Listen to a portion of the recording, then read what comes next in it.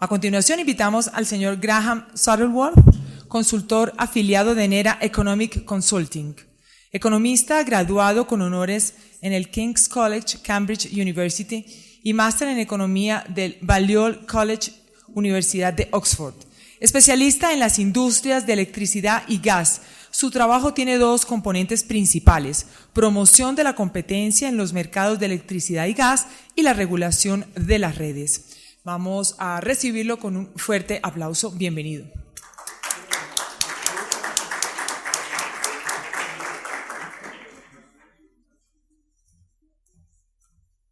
Fine. Good afternoon. Welcome back from the coffee break.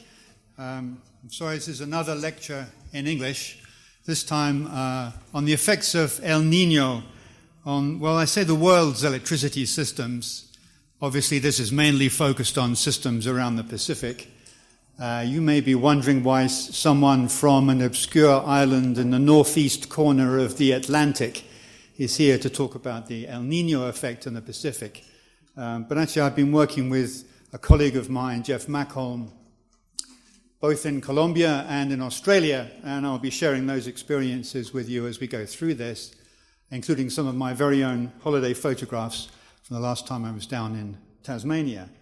What I'm going to do is run through some of the experiences of electricity systems, mainly around the Pacific, how they've dealt with the recent El Niño effect, and drawing some lessons both for the design of electricity markets in general and maybe making some comments about Colombia's own response.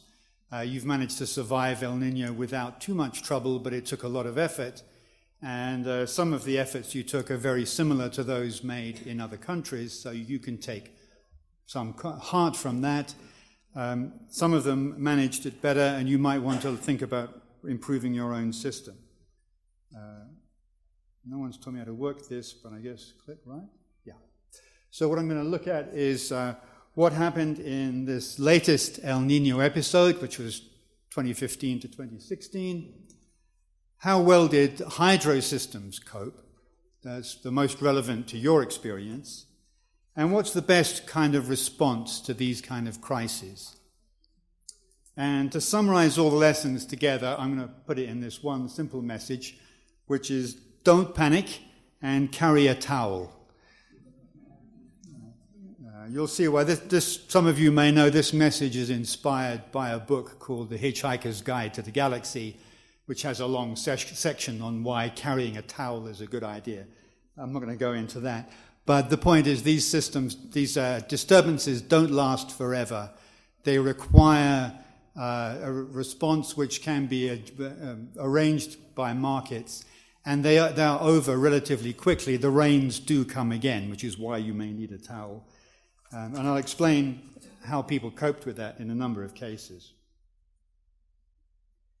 What actually happens when the El Niño effect occurs is there's a drop in the winds, and I'm not going to give you the scientific explanation for this, but warm water shifts eastward in the Pacific, and mostly what you hear about is the resulting droughts due to a reduction in rainfall. And that's what you suffered here.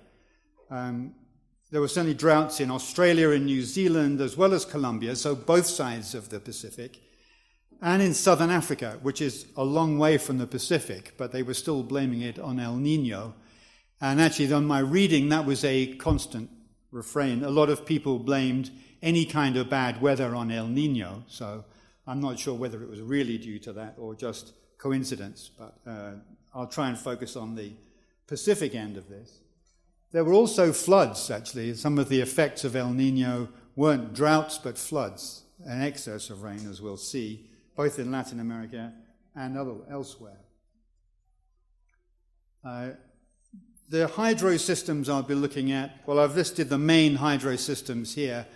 You can see yours is in the front, top row in the middle, Colombia. You're one of the most highly dependent on hydro electricity. I won't be talking much about Brazil and Venezuela, not least because they're not in the Pacific, and also because they have their own economic issues which tend to dominate. I'll look a little bit at Tasmania, New Zealand, and the US to see what happened there. They're all very different systems, and they all reacted in different ways, but each of them has lessons for Colombia.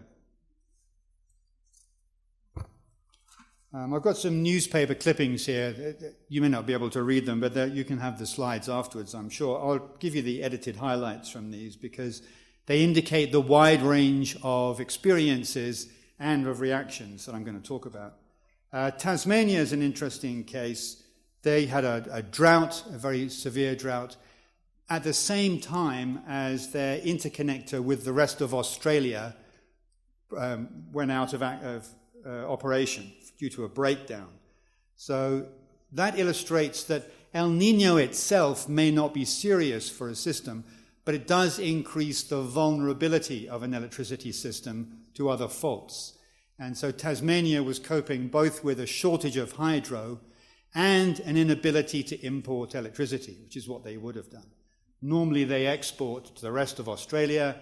They would have imported during this drought, but they couldn't because this Bass Link power cable was out of operation. And their reaction to that was very interesting. New Zealand had a slightly different problem. It's an isolated system, but it has 2 islands. They also had a drought, but all the discussion there is couched in economic terms. They have, as you may know, a nodal spot market there, and so the reaction to the shortage of hydro was not physical concern over blackouts. It was more, as it says here, the end of cheap hydro. In other words, the price rose because the market adapted to the shortage of hydro by raising prices and leading effectively to a decrease in demand. So they had a very different reaction. They were talking about the economic consequences of El Nino because the physical consequences were managed by the market. There were some odd effects attributed to El Nino, as I said. This was one article produced by the Economist Intelligence Unit, actually quite early on, October 2015. They record dutifully that Colombia is preparing for a drought, and that proved to be true. But they noticed that Paraguay was experiencing 3 times the average rainfall. Ecuador and Peru were seriously damaged by heavy rains, so they were experiencing quite different conditions. And Uruguay managed to have a drought in the north and flooding in the south, which is quite an achievement for a relatively small country, you'd have thought. Which makes me wonder quite whether all of these effects could be attributed to El Nino. But there was certainly a lot going on in this part of the world. In the US, the effects were, again, slightly different from yours. In the Northwest Pacific area, so the states of Washington and Oregon, north of California, what they experienced was a very warm winter. And the effect of that was that the precipitation during the winter fell as rain instead of snow. I don't have any statistics on whether there was more or less, but what that meant was the rain rushed down off the mountains and down the rivers and appeared as runoff running through the dams instead of being stored on the mountains as snow. So they lost effectively a lot of storage in the form of snow, which is equivalent to losing, say, a large hydro dam. And that caused them problems later on, as we'll see. So it wasn't that they had a drought, but even just a change in the form of the precipitation caused serious problems for them. I just want to come back to New Zealand. Electric Kiwi is a retailer, a seller of electricity, and they're complaining about the price spikes here. And this article describes the conditions that led to prices rising, especially in the North Island. New Zealand has 2 islands, North Island and South Island. Generally, the South Island has the mountains and the hydro plants, and the North Island has the people and the demand, and they're always trying to get cheap hydro up to the North Island, but there's a limited capacity.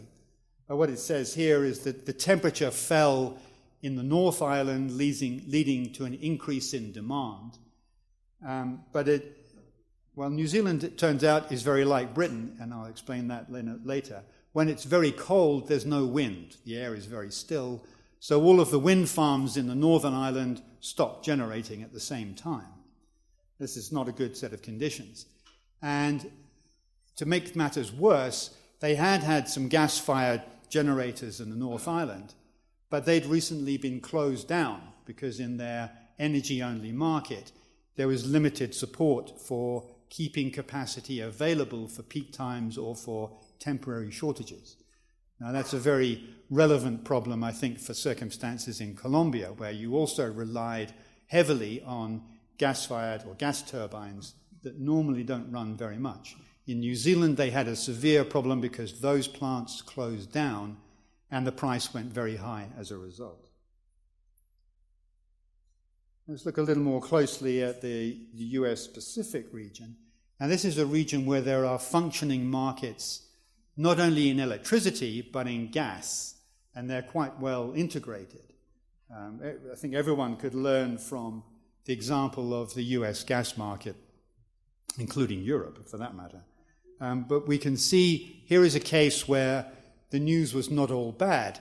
Markets worked together smoothly in an integrated fashion and dealt quite well with the problems created by El Nino. And you can see this here. This is a graph showing the range of hydro output. The grey area shows the range of output month by month over the years 2010 to 2014, and the blue line shows what happened in 2015.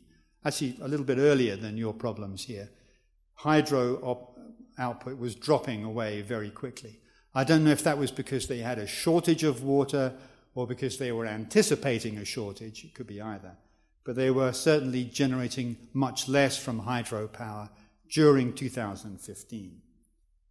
On the other hand, the gas sector was making up the difference. Here you see the same kind of graph for gas-fired generation, and you can see the 2015 figure was much higher than had been the case in the previous years. They switched simply from using hydro to using gas, and that was possible because both of those markets, electricity and gas, are very competitive and very flexible. And effectively, they switched from using their gas plants as a peaking plant to using them more like a base load. So they used existing capacity to make good the loss of hydro generation. And that happened without very much fuss, just through normal market procedures. 2016, this is just the same graph for one hydro plant, but you can see already in 2016, hydro plant was coming back up to the normal levels, and the problem was over. So in the US, in this case, because they had robust institutions, smoothly operating electricity and gas markets, they were able to switch easily from hydro to gas generation without too much of a problem. And I think everyone should learn from that. I gather gas did play a role in your own ability to deal with El Nino, but it took a lot of organization, and smoothly operating gas markets would have been a big help.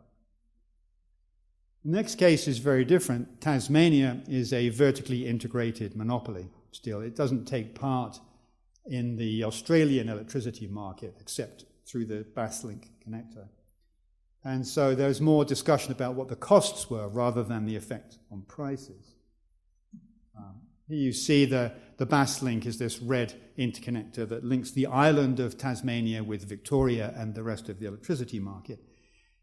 What they would have expected to do when they had a hydro shortage was to switch around the Basslink from exporting to importing and just take electricity from the rest of Australia. But they couldn't do that because coincidentally, there was a failure in that interconnector. They couldn't import. So they were suddenly found themselves very short, not only of generation capacity, but of energy. That didn't last all that long. By June 2006, they had repaired the Basslink and the rain had started again. Wouldn't you know, they both together.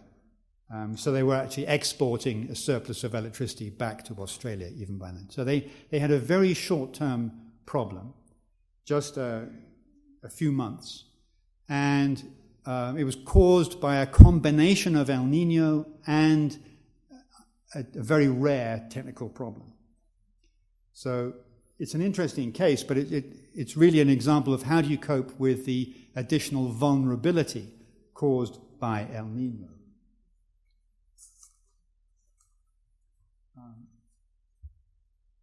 Just to prove to you what was going on, I happened to be in Tasmania in March 2016, taking a quick break before doing a lecture tour in Melbourne and Sydney. And that's a photograph I took myself at a place called Cradle Mountain, which is a national park. I'd read up before I went, and the descriptions written by Australians all said, the weather here is terrible, it's cold, it's windy, it's cloudy, be prepared. So I thought, great, just like home, no problem at all. When I got there, it was warm and there were these rather worrying blue skies all over the place, and I ended up getting rather sunburnt rather than wet. So just to prove, here's the hat I had to get to Tasmania. Like all souvenirs in Australia, of course, it's made in China. That was the situation in March. It's a very nice place to go.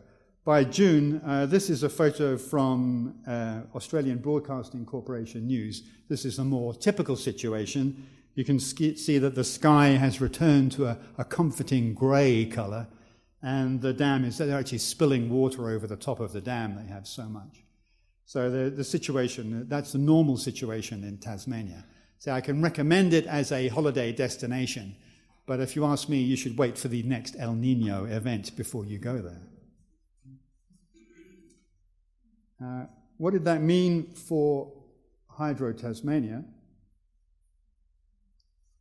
This extract here, basically they had to spend a lot of money on dealing with the shortage. There weren't so many outages, but they had to bring in a whole lot of diesel generators and do a bunch of other things, obviously. And they estimated the cost of this at about just over $100 million US dollars, 120 US million. Was it worth it? It's hard to say what the alternative was. I did a few quick sums, and they're not very technical or complicated. The total population of Tasmania is only 500,000 people, so you can work it out in a whole lot of ways. About $250 for each person. That's person, not consumer, by the way. So, if you imagine that this event, which is a combination of El Nino and a technical fault on the Bass Link or some other major equipment failure, is not very frequent. It's a maybe 1 in 20 years event, and you spread that over 20 years, it comes to about $12 per person. That's before discounting. If I add an 8% interest rate, that's maybe doubles it to $20, $25. It doesn't strike me as a large cost for dealing with this kind of crisis compared with, say, the cost of building extra generation capacity. That kind of money doesn't go very far. And what it means is that in these kind of situations, there's a tendency to, I don't know how it is in Colombia, but in large parts of the world, using diesel generators is a badge of failure. It means something's gone wrong. In practice, I think using cheap generators that are expensive to run, like diesel generation, is actually an efficient solution to this kind of problem, because if you build capacity to meet this kind of problem, it's not going to run for very many hours. It may not be, strictly speaking, a peaking generator. It may not run in peak times. It may only run 1 year in 20, but that's equivalent to peaking generation. So these kind of diesel generators may be the right kind of capacity, especially if Hydro Tasmania can now send them away or sell them to somebody else, because it saves a lot of money. So short-term fixes and short-term pain may be the best way to deal with these kind of problems. And what you want to avoid is spending money inefficiently on long-term solutions that you really don't need for the other 19 years out of 20.